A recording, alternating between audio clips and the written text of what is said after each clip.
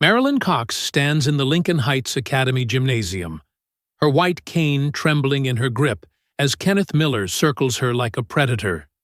The entire school watches in stunned silence as federal agents move through the crowd. What they don't know is that 2 years ago, Kenneth's father tried to have Marilyn murdered. The car crash that took her sight wasn't an accident, and the boy who's been tormenting her for weeks has no idea his family destroyed her life long before they ever met. But let's go back to where it all began. 3 weeks earlier, when Marilyn first walked through those academy doors, and Kenneth Miller made the biggest mistake of his privileged life. The morning air cuts sharp against Marilyn's face as she steps off the city bus at 7:45 a.m. Her white cane sweeps methodically across the cracked sidewalk, while students in expensive cars stream past her toward Lincoln Heights Academy. The irony isn't lost on her that she's attending one of the wealthiest public schools in the district while living in a cramped apartment with her Aunt Clara. What these students don't realize is that Marilyn could buy their school with pocket change, if only she could access the trust fund that bears her real name. If you're already feeling the tension in this story, hit that like button and subscribe for more incredible tales of hidden truths and ultimate justice. And if these powerful stories inspire you as much as they inspire me to share them, consider hitting the thanks button below, because your support helps me continue bringing these jaw-dropping moments to light. Thank you for being here with me on this journey. Clara Cox walks beside her, playing the role of devoted aunt perfectly. In reality, she's a former FBI agent assigned to keep Marilyn safe until her father's case goes to trial. "Remember," Clara whispers as they approach the school entrance, "maintain your cover. No one can know who you really are." Marilyn nods slightly, her enhanced hearing already cataloging the voices and footsteps around her. 2 years of blindness have sharpened her other senses to an almost supernatural degree, a skill that will prove invaluable in the weeks to come. The hallways of Lincoln Heights Academy buzz with the particular energy of teenage hierarchy. Lockers slam shut, while designer sneakers squeak against polished floors. Marilyn navigates carefully, her cane detecting obstacles while her memory maps every turn and doorway. She's memorized the school layout from architectural plans Clara obtained through federal channels, another advantage these students will never suspect she possesses. Kenneth Miller leans against his locker, surrounded by his usual circle of admirers. At 17, he carries himself with the arrogance that comes from being the mayor's son in a town where political influence trumps everything else. His voice cuts through the morning chatter as he spots Marilyn making her way down the hall. "Look what wandered in," he announces loudly enough for nearby students to hear. "Guess they're letting anyone in these days." The comment draws snickers from his followers, but Marilyn keeps walking. She's faced worse than teenage cruelty, survived an assassination attempt that left her blind and orphaned. Kenneth Miller has no idea that his casual racism and ableism are being directed at someone whose father could end his family's political dynasty with a single phone call. More importantly, he doesn't know that his father, Mayor Robert Miller, orchestrated the very attack that destroyed Marilyn's world. The cafeteria incident happens on her 3rd day. Marilyn sits alone at a corner table, eating her packed lunch while conversations swirl around her like background noise. She's learned to identify voices quickly, cataloging students by their speech patterns and social dynamics. Kenneth's voice always carries that particular edge of entitlement, the tone of someone who's never faced real consequences for his actions. "Hey, Stevie Wonder," Kenneth's voice cuts through the ambient noise as he approaches her table. His expensive sneakers squeak against the linoleum floor with each deliberate step. "You lost or something? The special needs table is over there." His friends laugh on cue. their voices creating a circle of mockery around her solitary meal. Marilyn continues eating, her expression calm despite the heat building in her chest. She's been trained by federal agents to control her reactions, to never reveal more than necessary.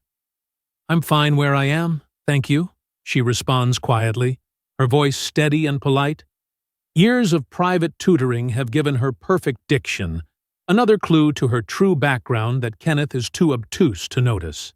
Kenneth's hand suddenly slaps down on her table, making her water bottle jump. The sharp sound echoes through the cafeteria like a gunshot. "I wasn't asking," he snarls, his voice dropping to a dangerous whisper. "I was telling you to move your pathetic ass before I move it for you." The cafeteria has gone quiet now. Dozens of students watching the confrontation with their phones ready. None of them intervene, because crossing Kenneth Miller means crossing his father, and Mayor Miller's reach extends far beyond city limits. What Kenneth doesn't realize is that Marilyn's heightened senses have already cataloged everything about him. His cologne costs more than most families spend on groceries, his breathing pattern reveals anxiety beneath the bravado, and his voice carries the same cadence as the man who ordered her family's murder. She stands slowly, gathering her belongings with practiced efficiency. "I'll move," she says softly. But something in her tone makes Kenneth step back instinctively. As she walks away, Kenneth calls out behind her, "That's right, blind girl. Know your place in the food chain." The laughter that follows her to the door is recorded on multiple phones, videos that will spread through social media within hours. What none of these students realize is that they're documenting evidence in what will become a federal hate crime investigation. The escalation begins immediately. Kenneth Miller has found his target, and like all predators, he senses vulnerability where none actually exists. Over the next week, his harassment follows a deliberate pattern that Marilyn recognizes from FBI psychological profiles. He's testing boundaries, pushing limits, building toward something worse. Monday brings verbal assault in the hallways. Kenneth and his friends corner her near the science wing, their voices a chorus of cruelty. "How does it feel being double worthless?" Kenneth taunts, his words carefully chosen to wound on multiple levels. "Blind and black. That's like winning the loser lottery." His friends echo his laughter, their phones capturing every moment for social media entertainment. Marilyn absorbs each word without visible reaction. She's learned that showing pain only encourages bullies, and Kenneth Miller is textbook in his predictability. What he doesn't know is that every interaction is being recorded through devices Clara has hidden in Marilyn's clothes. Federal agents are building a case that extends far beyond simple bullying into hate crime territory. Tuesday escalates to social isolation. Kenneth spreads word throughout the school that helping Marilyn means becoming his next target. Students who might have offered assistance suddenly find reasons to avoid her.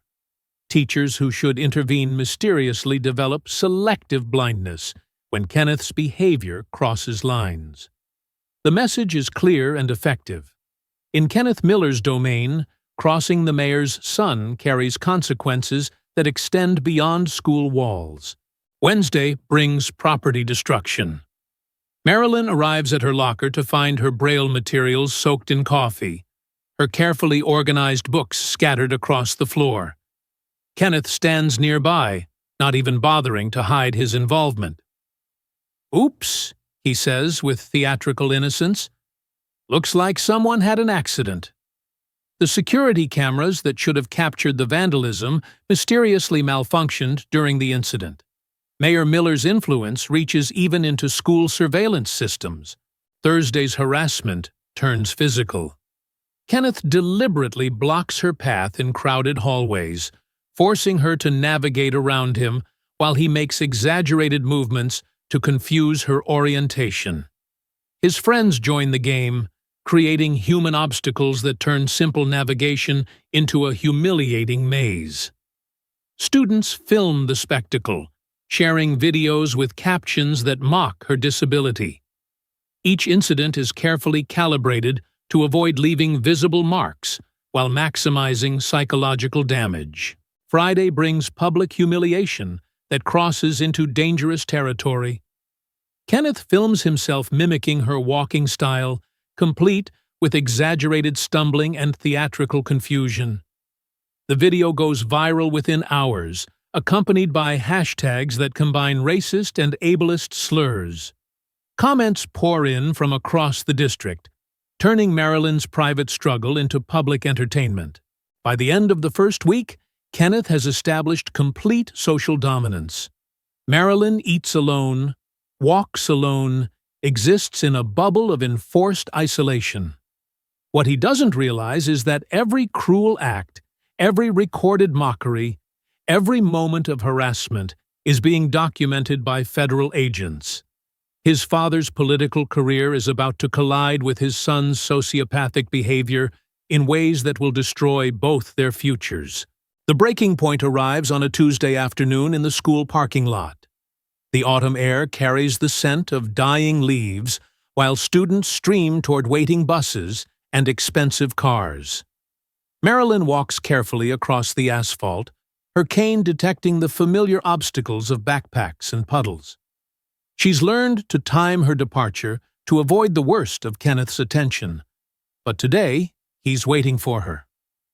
"Well, well," Kenneth's voice cuts through the afternoon noise as he steps into her path. "If it isn't our favorite charity case." His friends flank him on either side, creating a wall of teenage malice that blocks her route to the bus.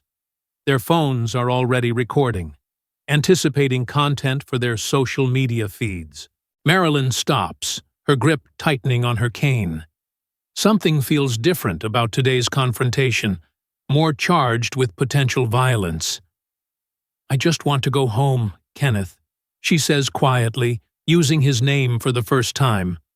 The familiarity seems to surprise him, throwing off his practiced rhythm of cruelty. Kenneth's eyes narrow as he processes her tone. There's something in her voice that doesn't match the submissive victim he's created in his mind. "What did you just call me?" he demands, stepping closer until she can smell his expensive cologne mixed with adolescent sweat. "You don't get to use my name, freak." That's when he notices the bracelet on her wrist, a simple silver chain with a small locket that catches the afternoon light. It's the only piece of jewelry she wears, the only personal item that connects her to her life before the assassination attempt. Inside the locket is a photo of her mother, taken just weeks before the car crash that changed everything. Kenneth's fingers move faster than thought, snatching the bracelet from her wrist with a violent jerk. The chain breaks, spilling onto the asphalt like liquid silver. "What's this?" he taunts, holding the locket up to examine it. "Some cheap trinket from your dead mommy?" The words hit Marilyn like physical blows. Her mother died in that car crash, shielding her daughter's body with her own as their vehicle rolled down the embankment. The locket contains the last photo they took together, the final memory of a family that Kenneth's father destroyed with a single phone call to hired assassins. "Give it back," Marilyn whispers, her voice carrying a tremor that Kenneth mistakes for weakness. In reality, it's rage building to dangerous levels. "Please, that's all I have left of her." Kenneth's smile turns predatory as he recognizes opportunity. Crushing her spirit has become his favorite sport, and this locket represents the perfect weapon. "All you have left?" he mocks, dangling the chain just out of her reach. "Maybe you should have taken better care of it." His hand opens dramatically, letting the locket fall toward the concrete. Marilyn lunges forward instinctively, her hands reaching for the falling jewelry. Kenneth sidesteps smoothly, his foot sweeping out to catch her ankle. She goes down hard, her palms scraping against the rough asphalt while her white cane skitters away. Students gasp and point, their phones capturing every moment of her humiliation. "Look at her!" Kenneth announces to his audience, his voice projecting across the parking lot. Crawling around in the dirt where she belongs. His expensive sneaker comes down on the locket with deliberate force, grinding the silver against the concrete. The soft metal deforms under pressure, decades of memories flattening into twisted wreckage. That's when something breaks inside Marilyn Cox. Not her spirit, but the carefully constructed walls that have kept her true nature hidden. The girl who crawls on the asphalt is the same one who survived an assassination attempt, who spent months in federal protection, who carries the genetic legacy of one of America's most brilliant business minds. Kenneth Miller has just awakened something far more dangerous than he can comprehend. Clara appears at her side within seconds, her movements carrying the controlled grace of someone trained in federal law enforcement. "Marilyn, we need to go," she says urgently, helping her to her feet while scanning for potential threats. The older woman's eyes lock onto Kenneth's face, memorizing every detail for future reference. In her earpiece, federal agents are already mobilizing in response to the coded distress signal she's just transmitted. Kenneth watches them leave with satisfaction, unaware that he's just committed a hate crime in front of dozens of witnesses. The broken locket remains on the asphalt like a declaration of war, its twisted metal reflecting the afternoon sun. What he doesn't realize is that inside that locket was more than just a photograph. Hidden beneath the picture was a microchip containing evidence that will connect his father to the assassination attempt. Evidence that Marilyn has been carrying next to her heart for 2 years. That evening, Marilyn sits in their small apartment, while Clara makes encrypted phone calls to federal headquarters. The girl's hands shake as she holds the pieces of her broken locket, her mother's photograph torn but still recognizable. "I can't do this anymore," she whispers, her voice carrying 2 years of suppressed rage. "Hiding, pretending to be weak while he destroys everything I have left." Clara ends her call and turns to face her charge. "Your father's case goes to trial in 3 months, she says carefully, choosing her words with federal precision. "If you break cover now, it could jeopardize everything we've worked toward." But even as she speaks, she can see the change in Marilyn's posture, the way the girl's spine has straightened with newfound resolve. "Then we don't break cover," Marilyn says quietly, her voice carrying a cold certainty that makes Clara step back. "We use it." She stands and walks to the window, her enhanced hearing cataloging the sounds of the neighborhood while her mind begins processing possibilities. Years of private tutoring in strategy and business have given her tools that Kenneth Miller can't imagine, and federal protection has taught her patience that her enemies will never possess. The next morning brings a different Marilyn Cox to Lincoln Heights Academy. She walks with the same careful steps, carries the same white cane, wears the same modest clothes, but something fundamental has shifted in the way she holds herself. A confidence that seems to radiate from her very bones. Students who pass her in the hallways feel it without understanding what's changed. A subtle alteration in the school's social dynamics. Kenneth Miller notices it immediately. The girl who cowered yesterday now moves through the corridors with purpose, her head held high despite her blindness. It's a challenge he can't ignore, a crack in the victim narrative he's constructed around her. His sociopathic instincts recognize a threat to his carefully maintained dominance, and like all predators, he prepares to eliminate what he doesn't understand. What Kenneth doesn't realize is that Marilyn has spent the night activating resources he can't comprehend. Federal investigators are reviewing surveillance footage, financial analysts are tracing money trails, and legal teams are preparing documentation that will connect years of corruption to a pattern of escalating violence. The quiet blind girl he's been tormenting is about to become the architect of his family's complete destruction. The war between Kenneth Miller and Marilyn Cox is about to begin. He thinks he's fighting a helpless victim, while she knows she's dismantling a criminal empire, one carefully calculated move at a time. As you watch Marilyn finally reach her breaking point after losing the last connection to her murdered mother, what would you have done in her situation? Comment below and let me know if you think she should have revealed her true identity right then and there. The transformation begins that very afternoon.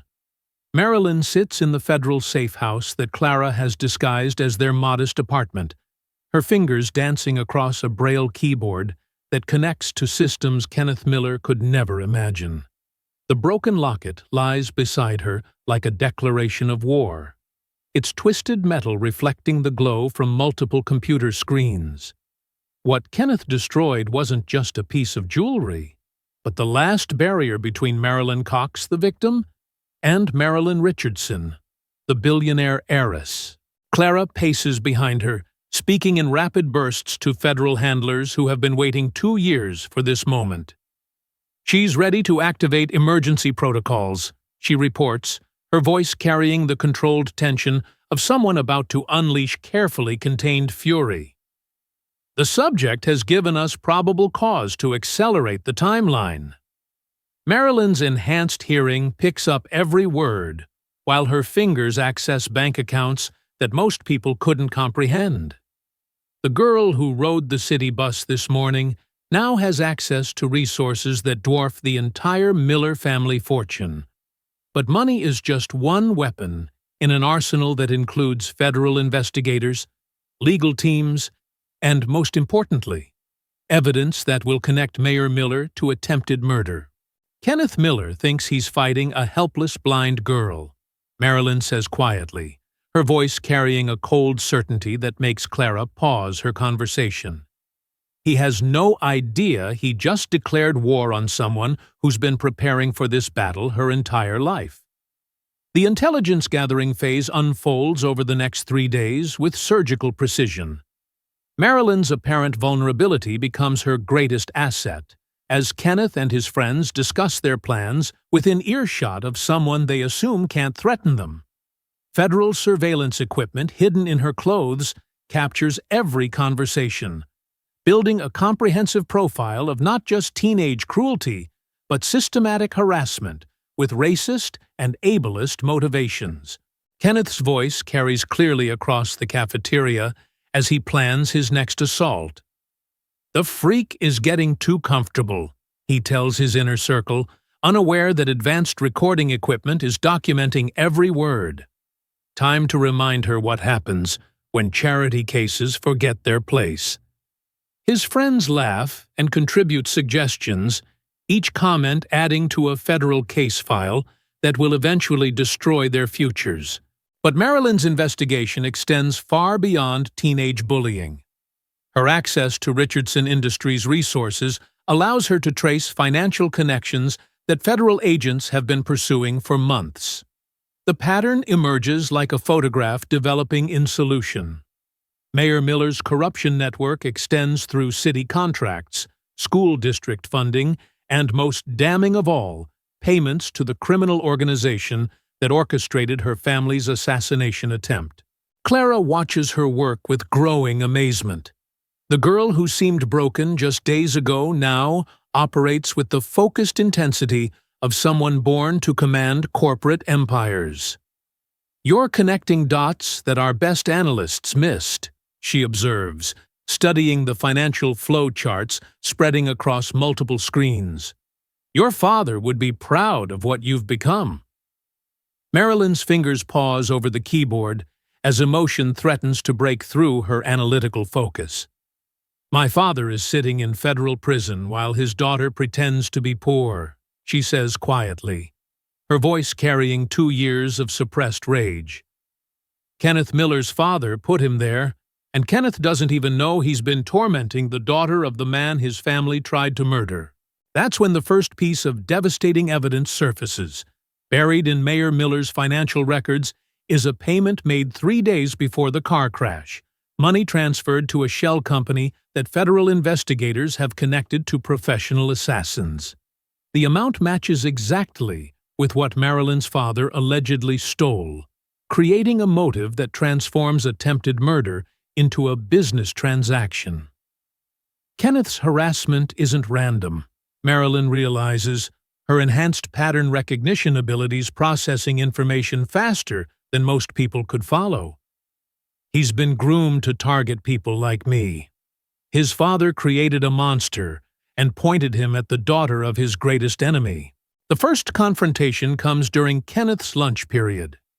Marilyn appears in the cafeteria doorway with a confidence that immediately draws attention from students who have grown accustomed to her careful, hesitant movements. She walks directly to Kenneth's table, her white cane moving with purpose rather than uncertainty. Conversations die as students recognize that something fundamental has shifted in their school's social dynamics. Kenneth looks up from his expensive meal, surprise flickering across his features as he processes her approach.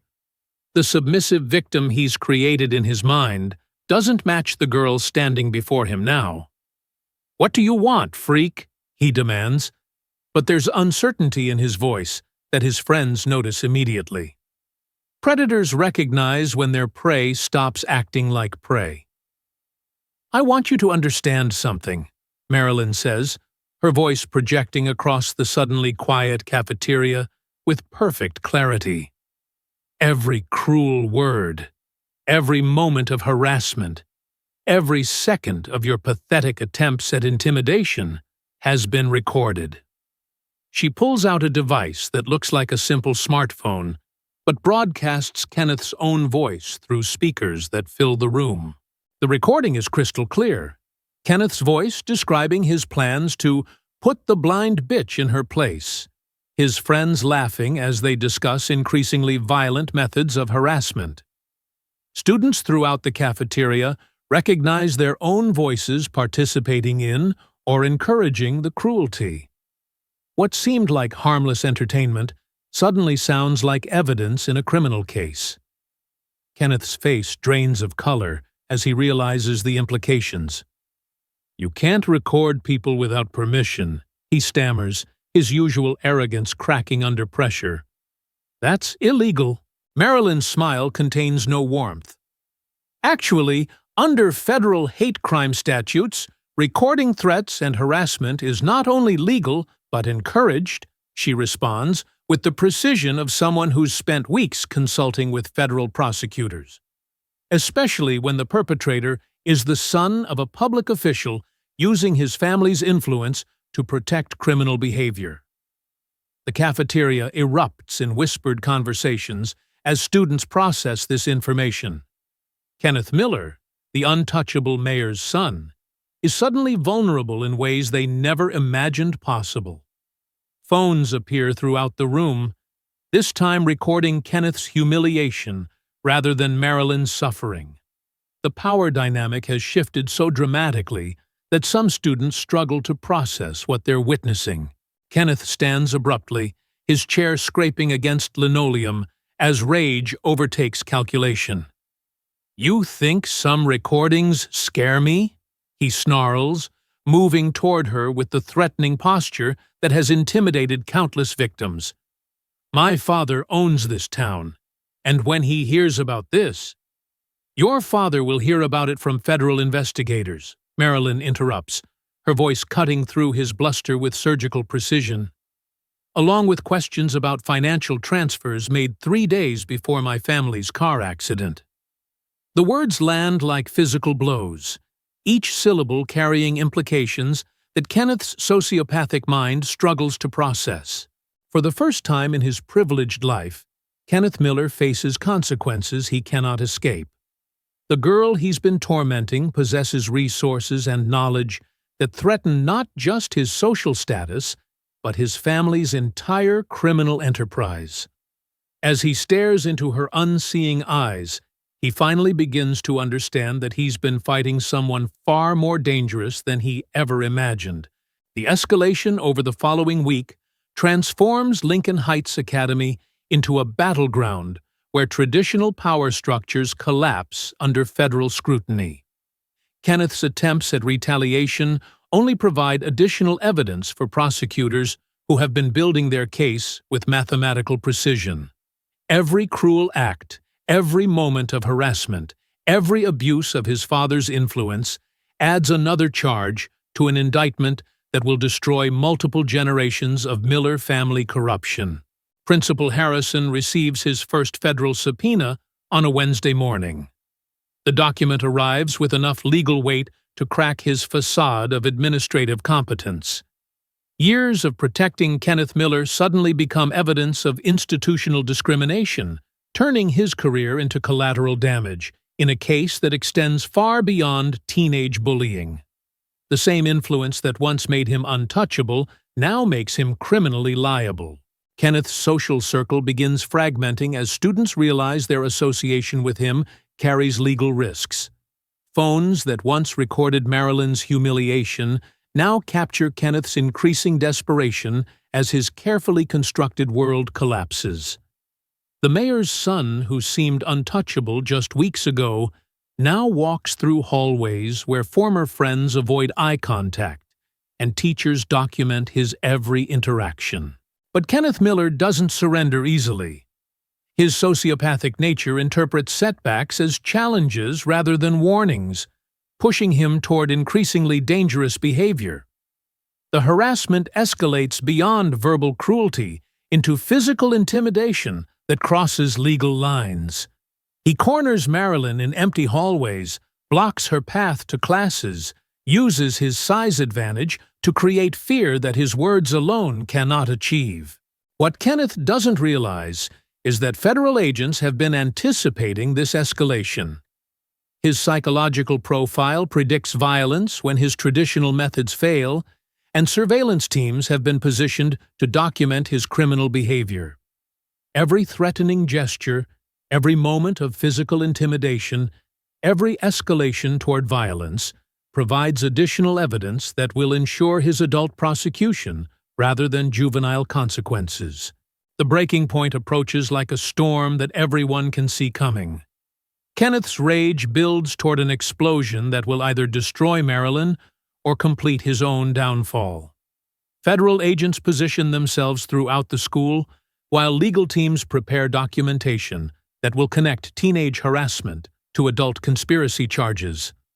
The girl who seemed helpless just weeks ago has orchestrated a trap that will capture not just her tormentor, but an entire corruption network.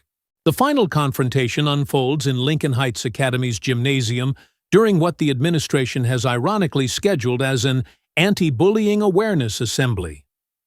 The timing couldn't be more perfect, as federal agents blend into the crowd of students, parents, and community leaders who have gathered to hear speeches about tolerance and respect. Mayor Miller sits in the front row, his political smile masking growing concern about federal investigations that seem to be closing in from multiple directions. Kenneth takes the stage first, his prepared speech about overcoming obstacles and building character ringing hollow in a room where many students know the truth about his behavior.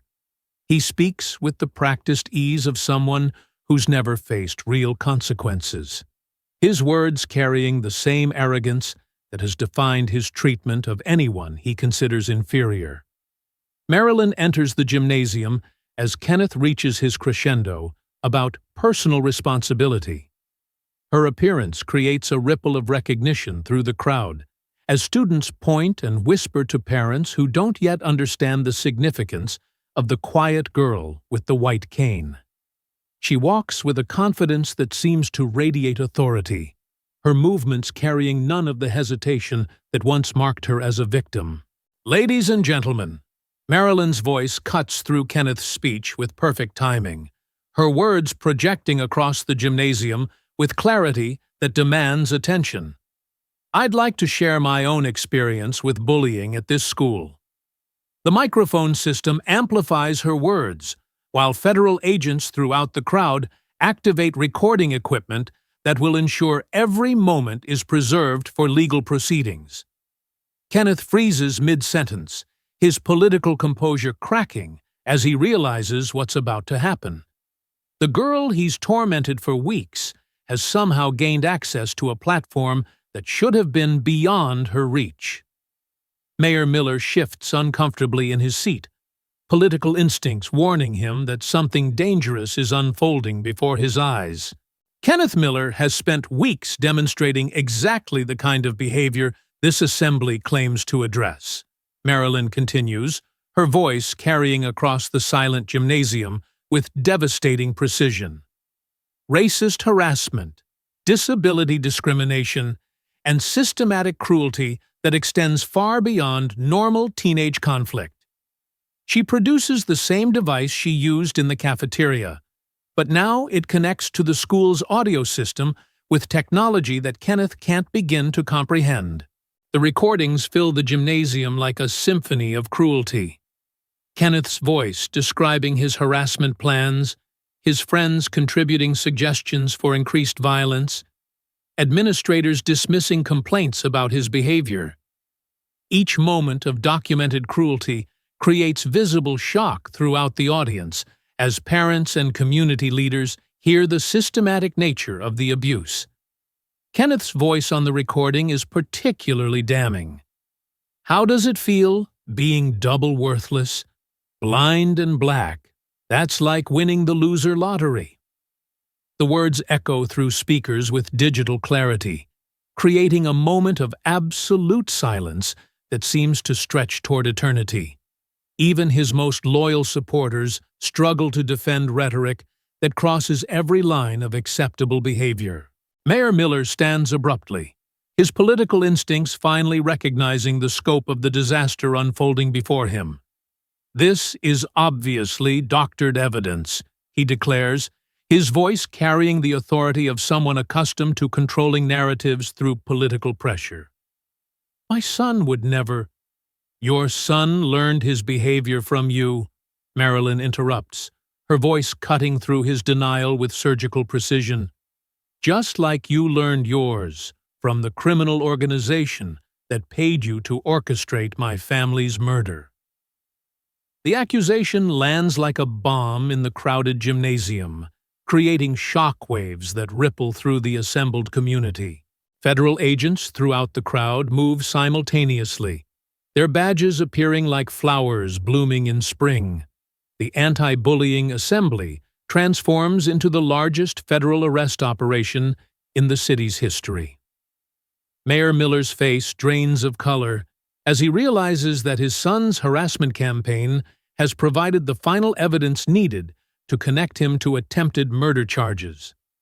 Kenneth Miller stands frozen on the gymnasium stage as handcuffs click around his wrists. The mayor's son, who seemed untouchable just minutes ago, now faces federal charges that will define the rest of his life. His eyes meet Marilyn's unseeing gaze across the gymnasium, finally understanding that the girl he tormented possesses power that extends far beyond anything his privileged mind could comprehend. Kenneth Miller, the federal agent's voice carries official authority that silences the gymnasium completely. "You're under arrest for hate crimes, conspiracy, and accessory to attempted murder." Each charge hits like a physical blow, transforming the boy who thought himself above consequences into a defendant facing decades in federal prison. Mayor Miller's arrest follows immediately, his political career ending in handcuffs as federal agents read charges that span years of corruption, bribery, and criminal conspiracy. The car crash that took Marilyn's sight becomes the centerpiece of a case that will dismantle an entire network of organized crime. 6 months later, Marilyn Richardson stands before the same gymnasium, but everything has changed.